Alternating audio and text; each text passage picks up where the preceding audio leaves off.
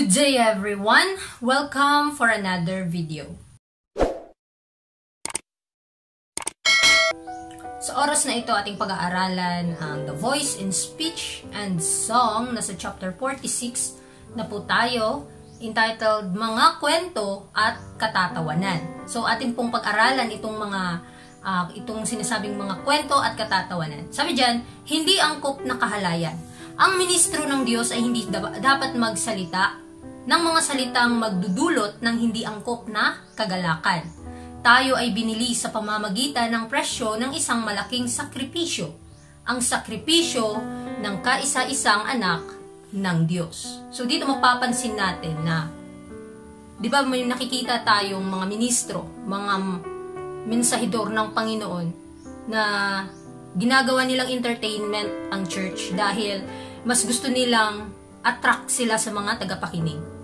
Ngunit according sa ating nabasa, sa payo at babala ng Panginoon, huwag tayong gagamit ng mga katawa-tawang mga salita upang hindi mawala ang kabanalan sa loob ng iglesia. At sa bawat tagapakinig, kinakailangan na ipanalangin natin na meron silang banal na espiritu na kanilang maunawaan ang mga salita ng Panginoon. Hindi natin idadala sa mga entertainment o sa mga katawa-tawa na mga salita. Walang liwanag, magagaan na salita. Ang ministro ng Ebanghelyo na katuwang ng Diyos ay araw-araw matututo sa paaralan ni Kristo. Walang magagaan at walang kabuluhang salita ang lalabas sa kanyang mga labi, sapagkat siya ba ay hindi isang sugo ni Kristo, nagdadala ng banal na mensahe sa mga nalulumbay na kaluluwa? Lahat ng pagbibiro at pagpapatawa, lahat ng magagaan at walang kabuluhan ay masakit sa disipulo ni Kristo na nagdadala ng cross. So dito mapapansin natin na tayong mga tagasunod ng ating Panginoon, huwag tayong gagamit ng mga salitang nagbibigay ng katawa-tawa sa mga tao. Dahil ito po yung nagbibigay ng walang silbi o walang halaga na sa ating mga tagapakinig. Masisira lamang po ang kanilang espiritual na pamumuhay. Dahil pagka tayo ay hindi nakinig sa ating Panginoon at patuloy pa rin tayong gumagawa sa ating mga nakasanayan habang tayo nagsasalita sa harap ng mga tao, nagsasalita ng mga katawa-tawang mga bagay, ay nagbibigay po ito ng korupsyon sa utak ng tao. Kaya magkakaroon po ito ng karamdaman sa kanilang espiritual. Kaya mga kapatid, paalala sa atin na kung tayo ay tagadala ng katotohanan, ipahayag natin ito ng may kabanalan, ng may katapatan sa Panginoon, upang maging epektibo tayong manggagawa. Nawa ay mapabanal ang ating kaisipan, mapabanal ang ating mga puso, upang maging karapat-dapat tayo na karapat-dapat tayong humawak sa pangako at sa katotohanan ng ating Panginoon. Usapan sa langit. Ang lahat ng magagaan at walang kabuluhan ay talagang ipinagbabawal sa salita ng Diyos. Ang kanyang usapan ay dapat nasa langit. Ang kanyang mga salita ay may lasa ng biyaya. So ito yung ninanais ng Panginoon sa atin, na ang ating mga sinasalita sa harap ng iglesia, sa harap ng mga tao, ay puro mga makalangit na mga salita, na magbibigay ito ng kagalakan sa kanilang spiritual na pamumuhay, sa kanilang puso na may tamis ng biyaya ng Panginoon. Huwag po tayong maging kathalintulad sa mga nagsasalita sa entablado, nagsasalita sa harap ng mga stage na nagbibigay ng interest sa mga tao, na parang nagiging attention seeker tayo. Dahil ang Panginoon, mga kapatid, nagbigay siya sa atin ng katotohanan, ng babala, na ipahayag natin ito ng walang halong mga chemical o walang halong mga patawa-tawa sa ating mga sinasabi. Kaya ninanais ng Panginoon sa atin na mapabanal sa pamamagitan ng kanyang biyaya ang ating mga salita, ang ating mga gawa, para maging epektibo ito, maging kaaya-aya sa mata ng ating Panginoon. Isang karapat-dapat na halimbawa para sa kabataan. Dapat magbigay ng isang karapat-dapat na halimbawa ang mga ministro sa mga kabataan. Isang halimbawa na tumutugma sa kanilang banal na pagtawag. Dapat nilang alisin ang lahat ng kabastusan at walang kabuluhan. Palaging alalahanin na sila ay mga tagapagturo na hindi man nila gustuhin ang kanilang mga salita at gawa ay nagiging amoy ng buhay o kamatayan sa mga nakakasalamuha nila. So tandaan natin bilang mga manggagawa, lalong-lalo na pagkakabataan mo pa sa paglilingkod sa Panginoon, kailangan mong mapabanal ang iyong isipan dahil ang iyong mga salita ay maaari itong amoy ng buhay or ng kamatayan. Depende sa choice mo. Sino yung mga taong nasasalamuha mo? Nagbibigay ka ba ng dakilang impluensya? Mga banal na impluensya na maghahatid sa kanila tungo sa buhay na walang hanggan? O baka nagiging pabaya tayo sa mga tungkulin natin na nagiging kurap ang ating mga talento dahil mali ang ating paggamit nito. Nawa ibigyan natin ng lugar sa ating mga puso na si Kristo nagbigay ng halimbawa sa atin, so dapat natin siyang gayahin. Isipin natin ano yung ginawa ng Panginoon nung naghatid siya ng pabalita sa mga tao. Kagalang-galang sa banal na pulpito. Ano ang magagawa ng ministro na wala si Jesus? Tunay, wala. Kaya kung siya ay isang magaan at nagtatawang tao, hindi siya handang gampanan ang tungkulin na itinakda sa kanya ng Panginoon. Nang wala ako, sabi ni Kristo, wala kayong magagawa. Ang mga magagaan na salitang lumalabas sa kanyang mga labi, ang mga walang kabuluhang salita, ang mga salitang binibigkas upang magpatawa ay lahat pinababayaan ng salita ng Diyos at ganap na hindi angkop sa banal na pulpito. So tayo mga kapatid na nakasanayan na natin na magpatawa sa harap ng pulpito, pinapayuhan tayo ng Panginoon na kailangan tayong mabago. Isipin natin yung mga makalangit na bagay, yun yung ibigkas natin. Huwag tayong magpatawa, huwag tayong maging attention seeker sa mga tao, kundi dalhin natin ang halimbawa na si Kristo ang siyang magsasalita sa atin. Unawain po natin ang mga bagay na ito dahil banal po ang kanyang mga salita at hindi po masira ang kabanalan ng pagsamba. Isipin nating mabuti na ang katotohanan ang siyang magpapabago sa tao at hindi yung mga salita ng ating mga sariling salita. Kaya huwag po nating hahaluan ng kasinungalingan o ng mga patawa-tawa ng mga salita ang ating mga pagpupulong, ang mga salita ng Panginoon dahil ito ay nakakasira sa kabanalan. Walang salitang balbal. Dapat na malaya ang ministro mula sa bawat hindi kinakailangang temporal na alalahanin upang maibigay ang kanyang sarili ng buo sa kanyang banal na pagtawag. Dapat siyang madalas na manalangin at ipailalim ang kanyang sarili sa disiplina ng Diyos upang ang kanyang buhay ay magpakita ng bunga ng tunay na pagpipigil sa sarili. Dapat tama ang kanyang wika, walang salitang balbal, walang mura na pahayag ang dapat lumabas sa kanyang mga labi. So tayong mga kapatid, nananawagan ng Panginoon sa atin na bilang mga kabataan sa Ebanghelyo, kailangan tayong maging banal sa ating mga salita at maging karapat-dapat ang ating mga gawa sa harap ng Panginoon. Hindi natin ito kaya sa sarili natin dahil puno-puno po tayo ng mga kasinungalingan sa ating mga sariling damdamin. At gusto natin na ma-entertain tayo ng mga tao, makinig sila at maniwala agad.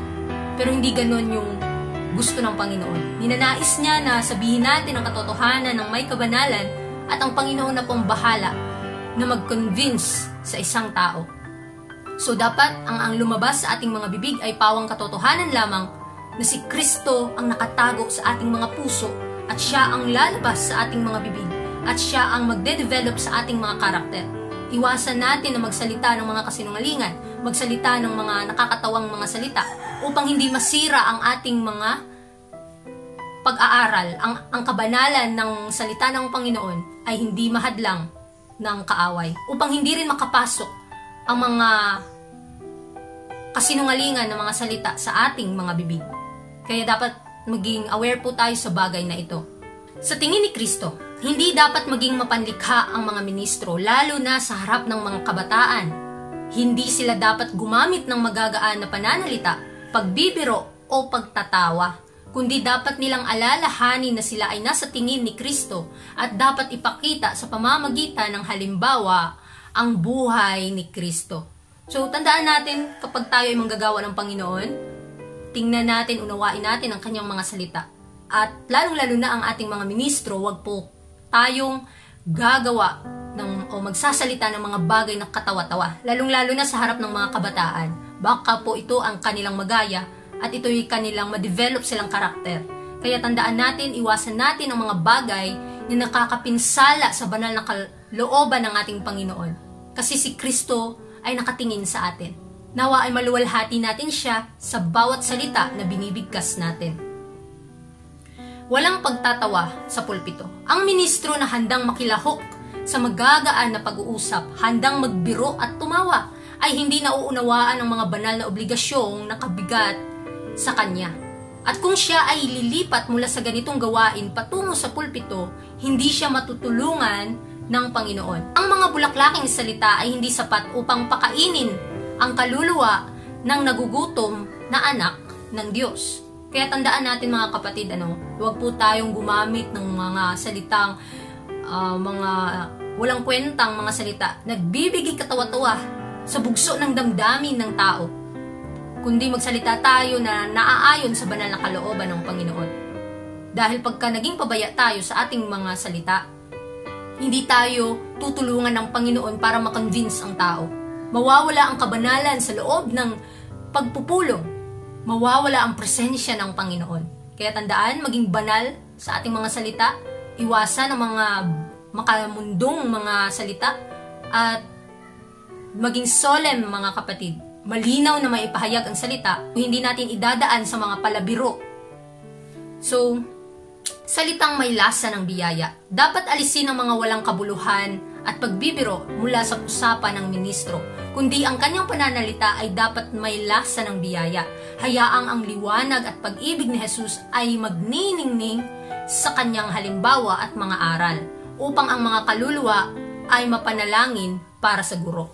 So napakaganda mga kapatid, pagka ang katotohanan ipinahayag ng may kabanalan, magiging epektibo ang isang manggagawa, maging banal siya sa harap ng Panginoon. At sa tulong ng ating Panginoon, tandaan natin na tayo ay mababago sa ating mga nakasanayan ng mga pag-uugali, nakasanayan ng mga salita.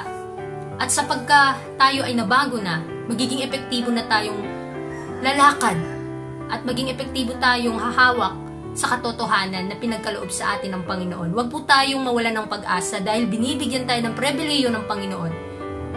Pagpapalain niya ang bawat taong nagsisikap na mabago ang kanilang pag-uugali, lalong-lalo na sa pagsasalita. Pang-aabuso sa Ebanghelyo. Ang ilan na nasa pulpito ay nagiging dahilan upang mapahiya ang mga makalangit na mensahero sa kanilang presensya. Ang mahalagang Ebanghelyo na nagdulot ng malaking halaga upang maipahayag sa mundo ay inaabuso. Naroon ang mga pangkaraniwang mura na usapan, mga nakabibinging kilos at anyo, may ilan na mabilis magsalita, habang ang iba naman ay may makapal at malabong pagsasalita. Ito po yung hindi ninanais talaga ng Panginoon sa atin, na magsalita sa pulpito na puro mga kasinungalingan ang lumalabas sa ating mga bibig. Bakit? Dahil nagbibigay lang tayo ng katawa-tawa sa mga tao. Huwag po nating haluan ng palabirong usapan ang mga salita ng Panginoon, dahil mawawalan po ng epekto o kapangyarihan ang Ebanghelyo. Tayong mga tagapakinig, kinakailangan na piliin natin ang ating pakikinggan. Sino ang sinasamba natin?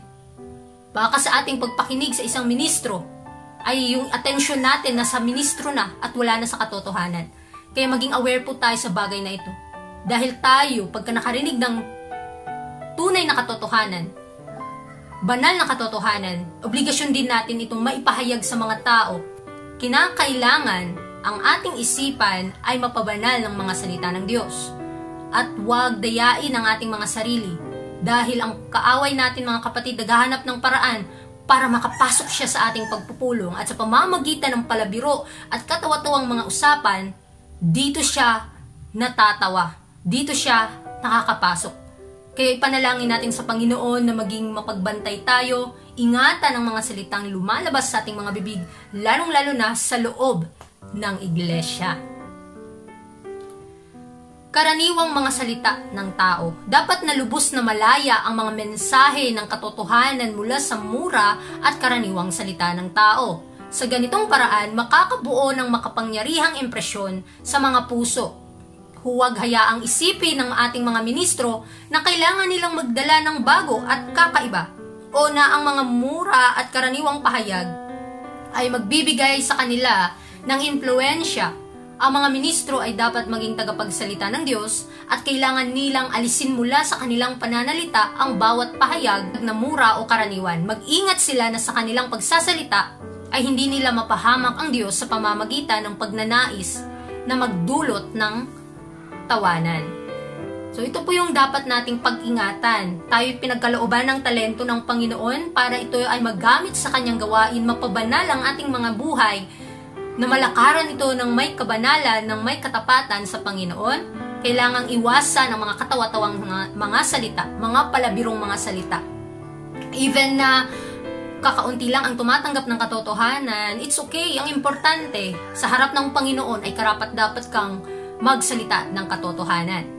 So, ang ating buhay ngayon, nawa ay maging halimbawa sa mga taong ating nasasalamuha, na lumakad din sila sa katotohanan at kabanalan sa harap ng Panginoon. Ipanalangin natin ang bawat isa dahil bawat kahinaan nangangako ang Panginoon na mapapanagumpayan po natin ito kung si Kristo ang magbibigay sa atin ng kalakasan at siya ang ating gawing Panginoon ng ating buong buhay.